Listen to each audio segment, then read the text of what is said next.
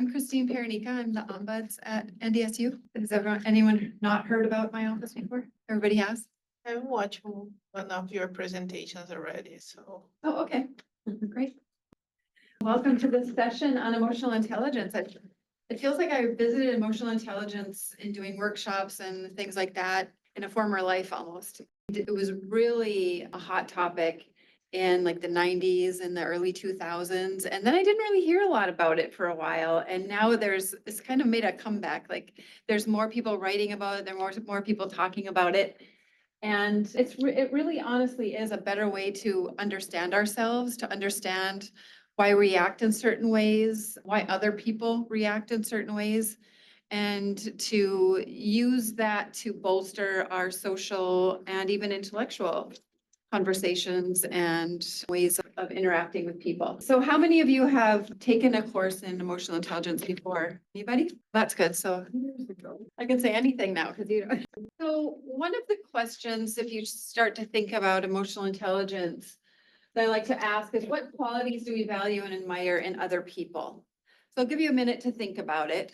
You know, if you really like somebody, what are the qualities that they bring to your relationship that you admire? Maybe you wish you could do better in those areas. And then I'll ask for some kind of feedback out. So what do you think? What are those qualities? Patience. Oh, go ahead. Patience, Honesty. see? I admire people that can like be strategic and big picture thinking because I know I'm like the detail person and yeah. So somebody who thinks kind of in the opposite way of you, that helps you. Yeah. I like people that has positive attitudes. Positive attitudes. What else?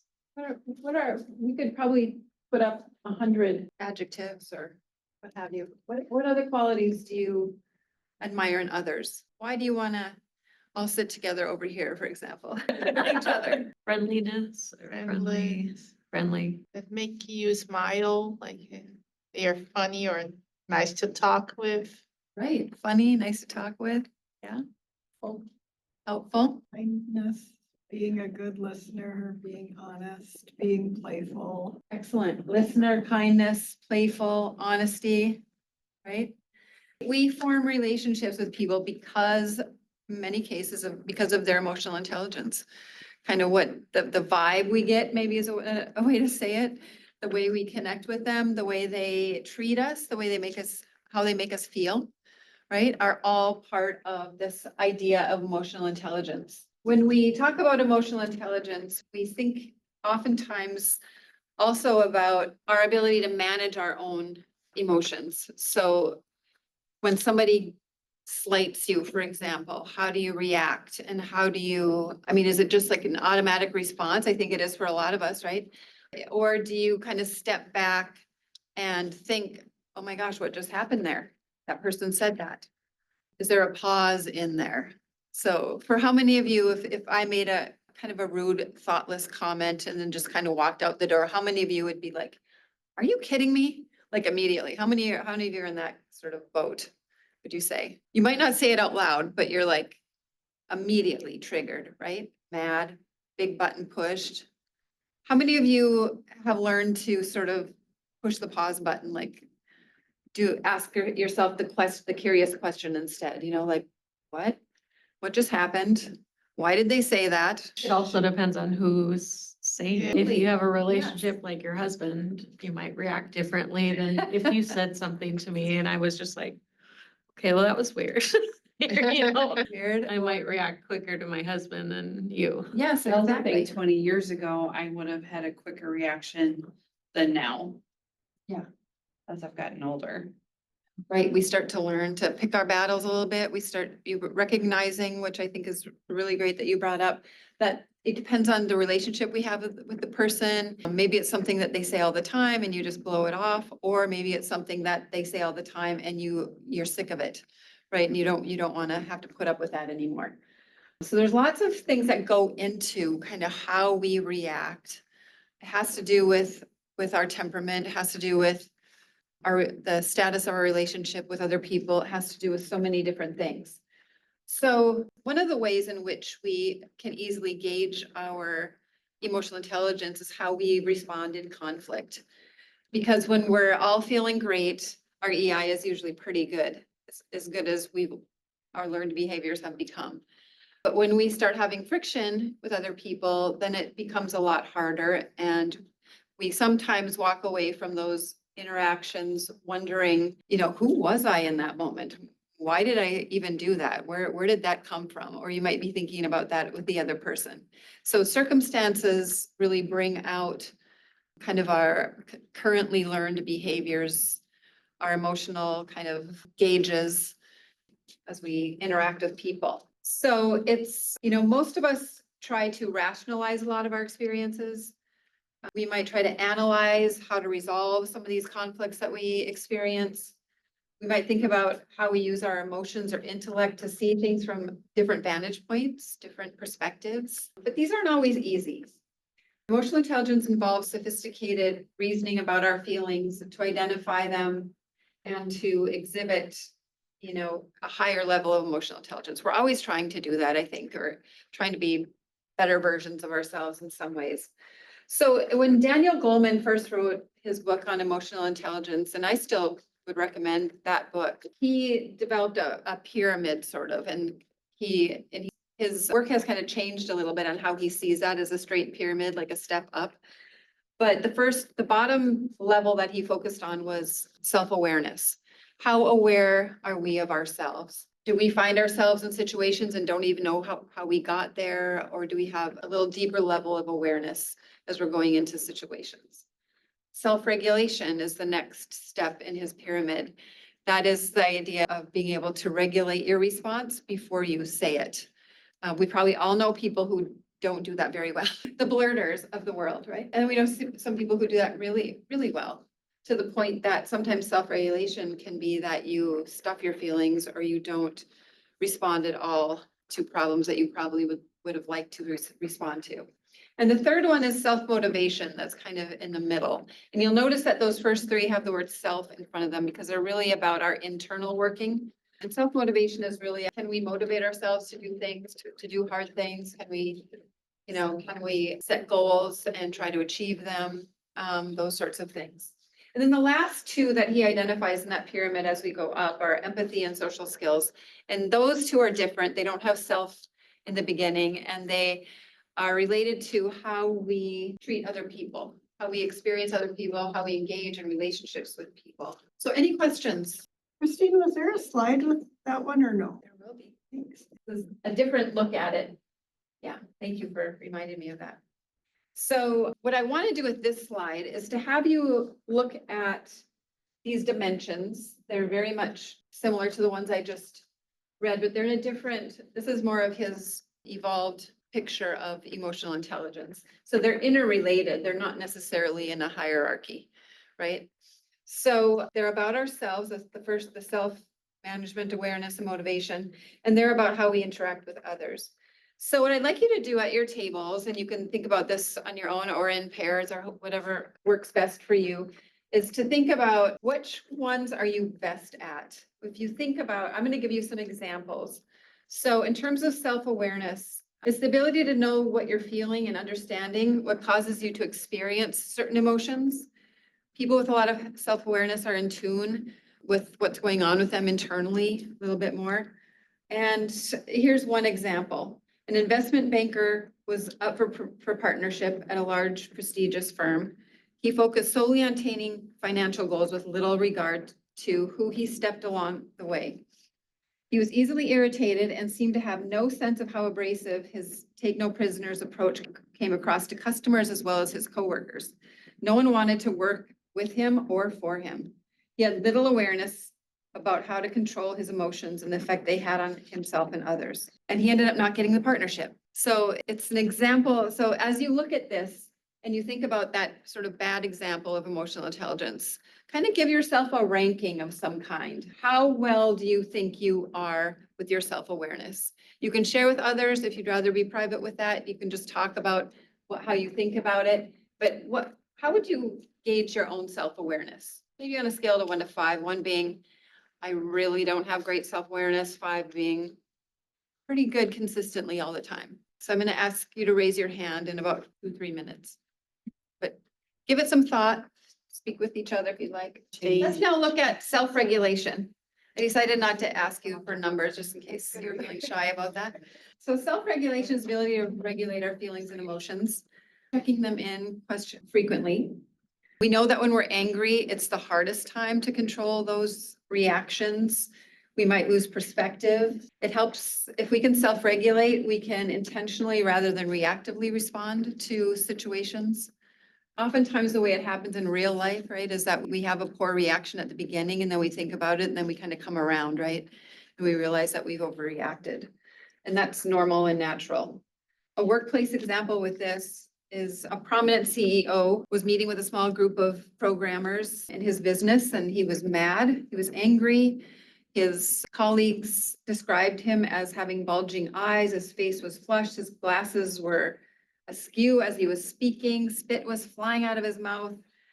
And the whole group was unable to speak. They were looking down, they didn't know what to do. They, I'm sure, wanted to get out of the room if they could, except for one woman. She was soft-spoken, unfazed by the tantrum, the only person who was unfazed. She looked at him in the eye and addressed him in a quiet tone. The first time her words seemed to calm him before he started shouting again.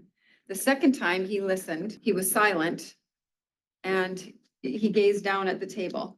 His anger suddenly vanished and he calmly told her to go ahead with her idea to fix the problem.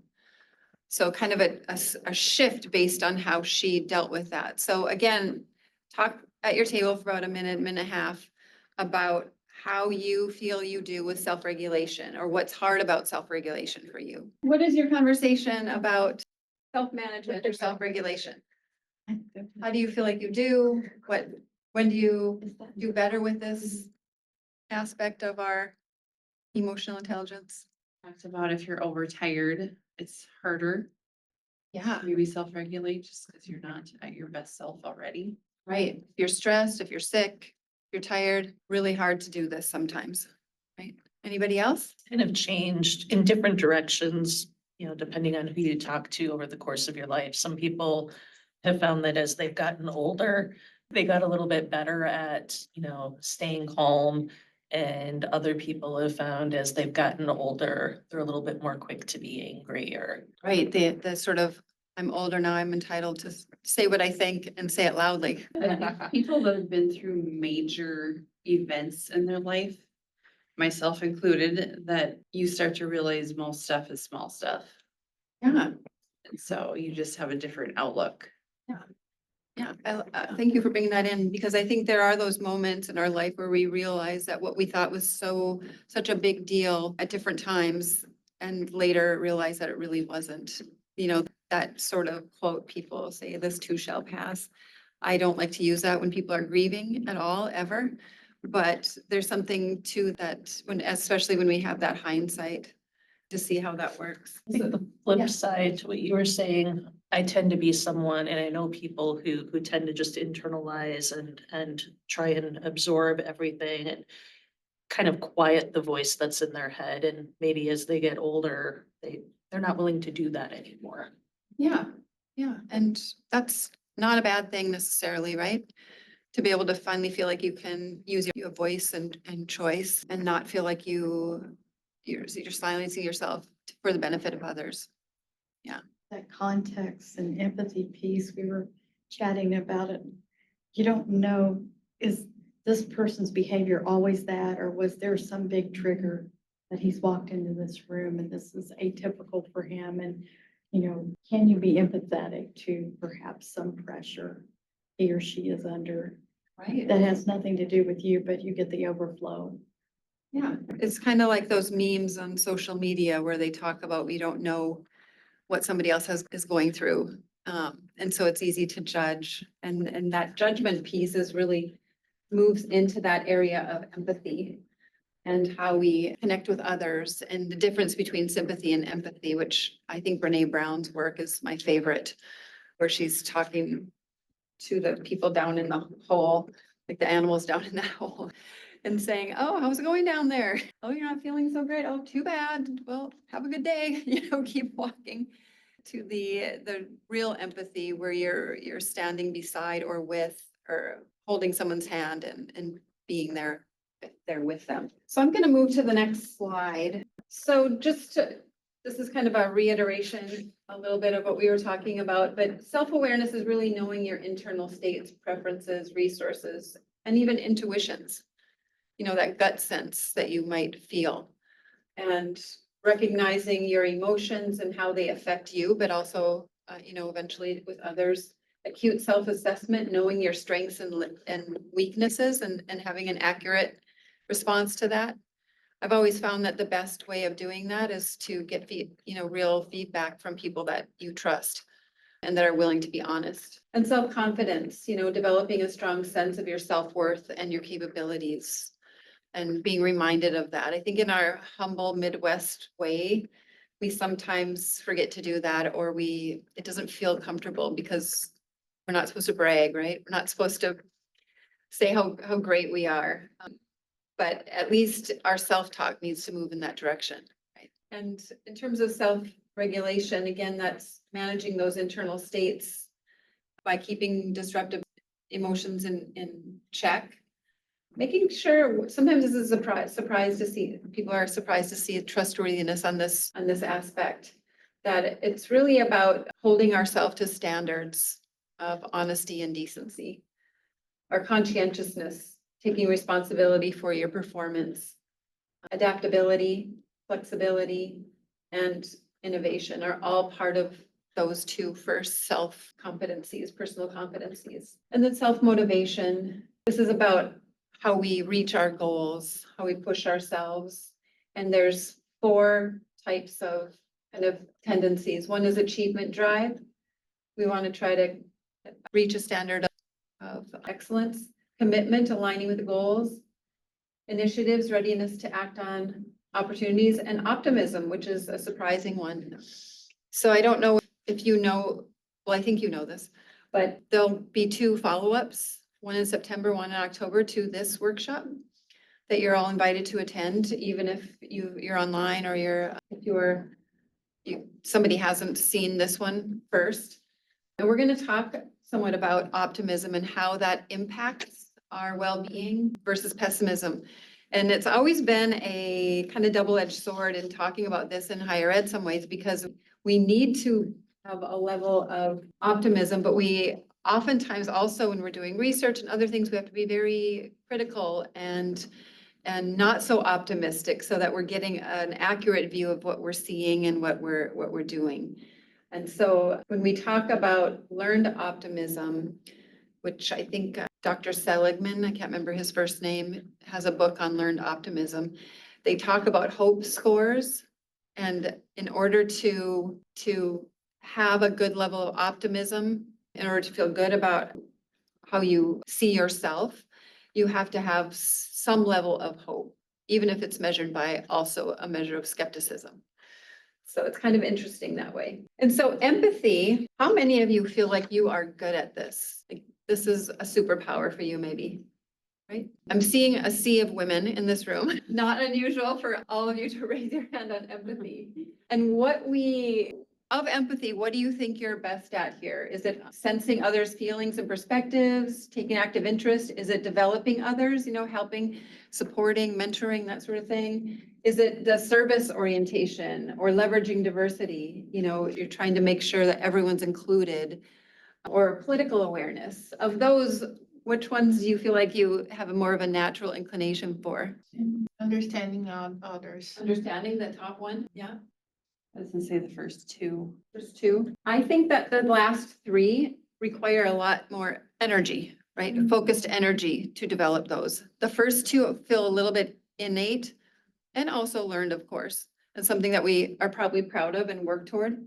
But a service orientation, that sort of anticipating other people's needs, leveraging diversity, it's easy to get comfortable with our same group of people. And political awareness is really a high level, I think it's a high level skill, really being, something that I've had to learn in my roles as I'm looking at the campus climate at the same time as seeing people one-on-one and getting that bird's eye view. And I would say it's still difficult many times. to have that view. And then social intelligence is the last of the five, and we'll dig into that in the third session quite a bit.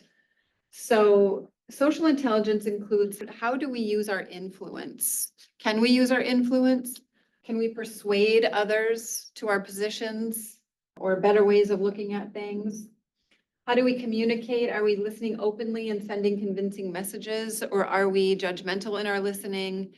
Are we thinking of what we're going to say next while we're listening so that we know that the impact of that is that people don't feel heard, right? Can we send convincing messages? Are we good at mediating and resolving disagreements?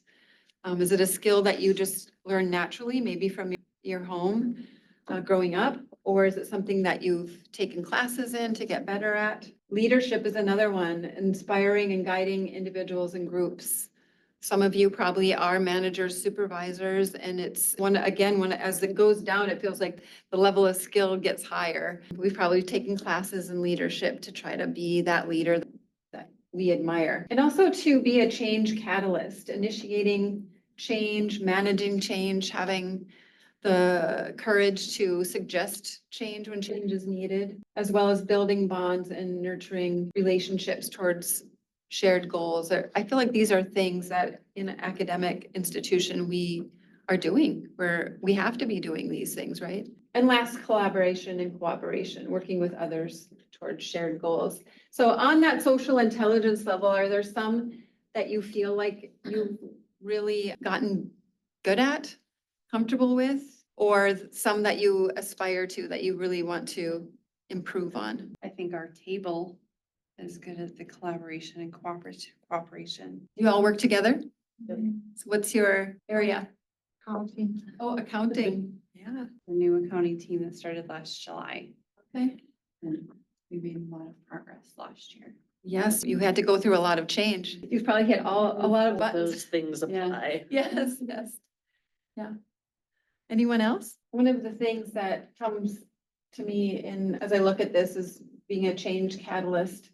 And I have a unique position on campus, right? I'm a confidential resource. People come to me one-on-one, but I also have to take themes and ideas and thoughts and concerns and risks and feed it up to upper administration. And through that, I have the opportunity to be a change catalyst or help them understand what I think needs to be changed with zero power of making that happen. It makes it unique. I mean, in some ways, it's like, well, once I send it to you, it's not my problem. But, like the rest of you, I have empathy. I think about the people that I've talked to, and it's hard to just let it drop, right? But most of the lion's share of our administrators at every level, chair, head, deans, presidents, vice presidents, are very responsive, I think, to these things. But it helps to put more of a real life face to some of these emotional intelligence dimensions that we're talking about. Oh, and I forgot that one, team capabilities. So I'm reminding, you can mark your calendars now. So I wanted to offer, so while I was in the AI meeting just before this, and I decided to play with it for the presentation, like immediately before it started. So when I found some really good tips here though. So from AI, and I'm going to give you a challenge. So between now and the next session, hopefully you're able to make that September 26th session. I want you to think about how you might improve or enhance your emotional intelligence. And so a key tip is to recognize and name your emotions. So when you're feeling them, find ways of describing them. So typically the way that we describe our emotions are, I'm mad, I'm angry, I'm sad, I'm happy. That's pretty much it. Oh, excited. You might have excited. So if you look up nonviolent communication, and they have all kinds of resources you can print out. And there's literally an entire page full of about 4 columns of ways we can describe our emotions. And it'll help you become more emotionally illiterate, to understand more what you're feeling. Because maybe it's not mad, maybe it's that you feel disappointed, and the more clear you get about your emotions, the better. So another one is if you have a safe environment, like our team over here, of all people at the same place, ask for feedback once in a while. Say, if there's a little quirky thing that I do that you don't think I'm aware of? Or maybe you are aware and you say, when I do this, does it annoy people? Just be honest with me. You know, ask for some of that feedback so that you can find out how people, you know, how people receive you. And you can do that at home and at work because it's gonna be different, right? For me, it'd be a little, I would feel more comfortable doing it at work than at home, because, yeah. And of course, I give my husband a lot of feedback. So another thing is, how can I practice naming, accepting my feelings and accepting my feelings daily? So this is another thing. You can write this down if you want, or just take a check on it, or if you want me to send this to you, let me know. So daily check-ins, set a time, a regular time to reflect on your emotions. How am I feeling? How am I feeling right now? Probably the easiest time to do that is when you're not feeling great and you need to just take that deep breath and say, okay, what's really going on? I had a situation one time where it had been a busy morning and my kids were little and I was getting them off to daycare. I was coming in late to an appointment, coming in hot, you know, screeching my tires as I pulled into the parking lot and running upstairs and getting ready for the meeting. And my administrative assistant came in and asked me something. And I was so flustered. I just sort of sarcastic and kind of rude, you know, and I didn't really think a lot about it at the time. But then after the meeting, or during the meeting, she seemed down. She seemed kind of deflated. And I knew exactly why, right? I knew it. I didn't want to say anything during the meeting, mostly to save face for myself, honestly. But afterwards, I said, hey, use the word Gail. Hey, Gail, I'm sorry about what I did there. I was rushed. I was hurried. It's no excuse. But I really want to apologize. I felt like you kind of suffered through that meeting because of what I said. And, you know, apologize because we, you know, at our center, we practice these skills regularly. And it made a big difference, but it's not easy to do. And we all have those moments where we fly off the handle, we say things we don't mean. And a lot of times nobody apologizes. And so we're left with like, what am I supposed to do with this? Do I call HR? Do I just chew on it? Do I just avoid that person, stop talking to them? All those things are sort of part of the way we emotionally and intellectually decide what our next steps are going to be, you know. And those choices are going to be based on a lot of things, including whether or not we have had trauma, if we've had different interactions with people, how safe we feel to voice our thoughts, to have some of these conversations. I could list a ton of them, a ton of these examples, even with our staff when we would get, you know, crabby with each other. And that happens to all of us. You know, we're having a bad day, you know, we're having a high pressure week. It's hard to maintain our best selves all the time. They also suggest using a feelings wheel. I had not heard of this before, but there's a feelings wheel out there that lists kind of the range of emotions, kind of like the list I was talking about before. To engage in mindfulness or meditation to improve your EI, trying to observe your emotions without judgment. I mean, we feel how we feel, so we don't want to punish ourselves for those feelings, but instead try to understand them. For some people, journaling works really good. Maybe journaling at the end of the day, just to notice your emotions more, especially if you work with or around people who are maybe triggering you, or you're having a hard time dealing with the stresses, those kinds of things. And then also body awareness. In fact, I think that's really, we'll talk about this next time, but this is really the first cue. The minute you start feeling that ache in your back, that icky, you know, rock in your stomach, your throat's feeling like it's constricted, like you can't even speak. Those are all signals to take that step back and say, what's going on with me right now? Why am I feeling this way? What is the feeling? And what should I do about it? Do I go for a walk? Do I take some deep breaths? Do I buy myself some time somehow? And so that you can feel more in balance as you go through the rest of your day. So one last, practicing self-compassion is another one. That mindfulness, again, reminding yourself that we all experience difficult emotions. We sometimes react badly, and everyone does it. So to give yourself a break, that sort of shoulding on yourself, putting yourself down, doesn't help you or your relationships because it comes out sideways and weird, right? And to practice self-compassion. I tried this once a long time ago because I'm one of these junkies that try all the self-help stuff. I've been like this for years. I'm almost 60. And one was speaking into the mirror kindly to yourself. I think that's a wonderful tool. I cannot do it. I can't do it without laughing. I should put it that way. I'll do it, but I'll laugh. But if you can do it seriously, it's a wonderful thing, you know, like you can say things to yourself like, I got this, or I look great, or whatever, you know, whatever it is. I'm a great mom. I'm a great coworker, you know, those things. So with just a couple minutes left, I just want to plug these. We're going to talk about conflict triggers, motivation in September, and then in October, really hit on social connections, social intelligence. I will bring to those some kind of a book list of things if you want to work on these things, self-help books. I have a library at home even. I'll look at those too. But as we're finishing, what questions do you have? And if you don't have questions, what tips would you have for the group that have worked for you in developing your EI and doing all the things we talked about today briefly? Yeah, what tips might you offer people? So either a question or a tip. What do you have? I have a comment.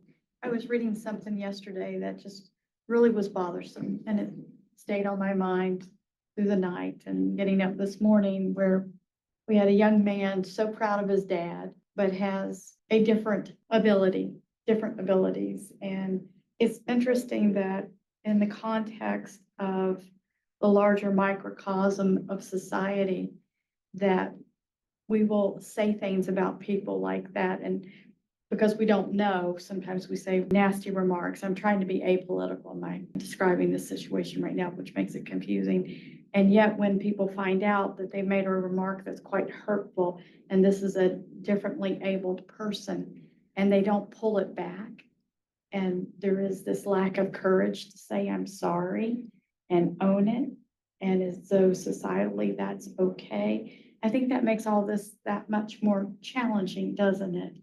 To not be held accountable by our group or society for behaving in a way that's, I guess, having that expectation that we say we're sorry, we own when we make a mistake, but it's seen as a weakness if we do. And I wonder how that complicates all of this. It's not just us, it's kind of a societal pattern, a group thing. And I don't know if you'll cover some of those kinds of topics at some point. Yeah, I think you're right that it is sort of a group think, or it's a deficit in some ways. I think if I was to channel John Gottman or Daniel, no, I lost the name of the author that I was talking about here. Goldman, thank you. So I think he would say that's kind of demonstrating a deficit in empathy for sure, as well as sort of where we would, you know, self-regulation.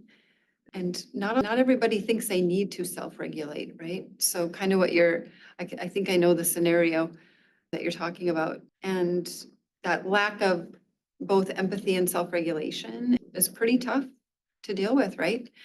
And if that had happened and there was an apology, it would be a whole different thing. Even if it was initially the remark and then like, oh, let me take that back. I had no idea that there was a differently abled person who was reacting in a way that's very normal for that person. And, you know, and then we saw also an audience that embraced that thing that happened, but it fits into those categories of definitely empathy. I'm not sure so much about self-regulation because, and we see this in politics because it's so obvious, because it's out there and we can hardly avoid it. But we also see it anywhere else, right? People saying things that they wouldn't normally have said in years past, or people who feel more free to. It's kind of like we were talking about over here before, of the person who's okay to blurt out something and thinks it's okay, and other people holding back and not feeling like they're being heard. But there's kind ways and unkind ways to say things, and it's a choice at the end of the day. But all of these skills we have to work at if we want to be, if we care about that and we want to improve not only ourselves, but our relationships. Yeah, a good example. Any other tips or questions? I actually use an app on my phone. I don't know how many of you have iPhones, but the app is Health. which is on everyone's phones. But there's a part of it in there called state of mind. And at any point in the day, you can just go in and say how you're feeling at that moment. And it gives you adjectives as starting points that you can kind of more than just happy, sad, mad, whatever. And then it kind of asks you, what is making you feel that way?